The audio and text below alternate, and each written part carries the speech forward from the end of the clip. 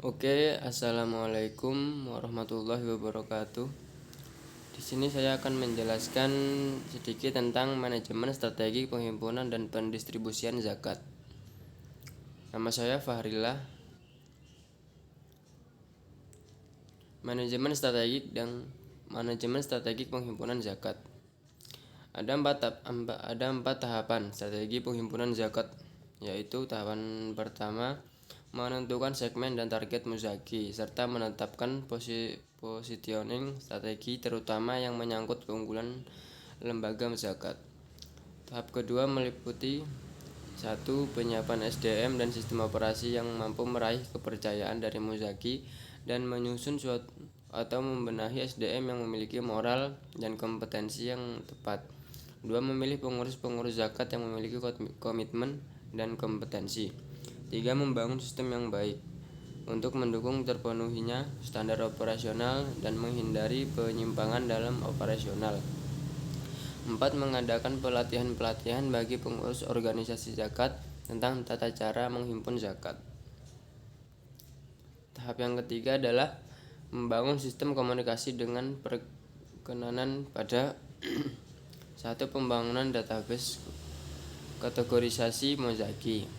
2. Membangun sistem komunikasi yang permanen yang memungkinkan masyarakat mengetahui secara utuh apa yang dilakukan oleh lembaga zakat. 3. Memilih media yang tepat untuk mengkomunikasikan secara efektif dan efisien, seperti buletin zakat. 4. Melakukan komunikasi yang teratur secara tepat seperti komunikasi mingguan dan bulanan. 5. Melakukan kerjasama dengan media-media massa, baik lokal maupun nasional.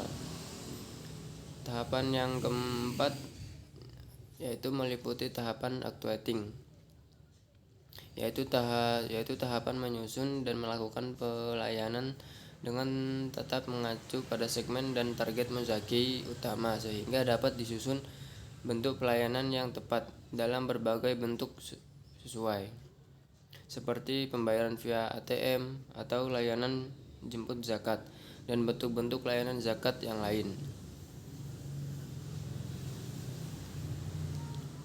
Selanjutnya, manajemen distribusi zakat. Manajemen distribusi zakat dibagi menjadi dua, yaitu distribusi konsumtif dan produktif.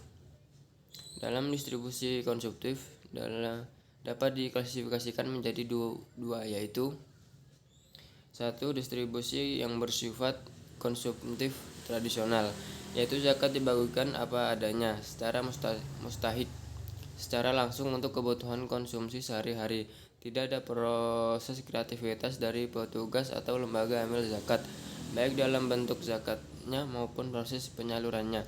Misalnya pembagian zakat fitrah berupa beras dan uang kepada fakir miskin setiap Idul Fitri yang merupakan program jangka pendek dalam mengatasi permasalahan umat. Yang kedua, distribusi bersifat konsumtif kreatif, yaitu penyaluran konsumtif yang ada unsur kreativitas lembaga amil zakat dalam penyaluran konsumtif. Misalnya zakat yang diwujudkan dalam bentuk barang konsumtif dan digunakan untuk membantu orang miskin dalam mengatasi permasalahan sosial ekonomi yang dihadapi. Proses pengkomunikasian dalam bentuk lain dari barangnya semula, misalnya memberikan dalam bentuk alat-alat sekolah dan beasiswa untuk pelajar.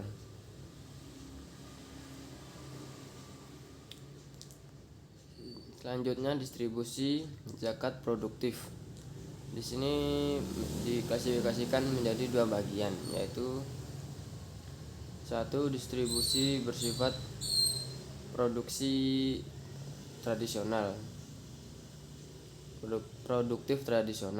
yaitu distribusi yang mengandalkan kebiasaan yang telah dilakukan turun-menurun tanpa ada proses kreativitas dari lembaga amil zakat. Distribusi produktif tradisional ini seperti zakat yang diberikan dalam bentuk barang-barang produktif, di mana dengan menggunakan barang-barang tersebut para mustahik dapat menciptakan suatu usaha, misalnya pemberian zakat berupa ternak kambing, sapi, dan lain yang membuka lapangan kerja bagi fakir miskin.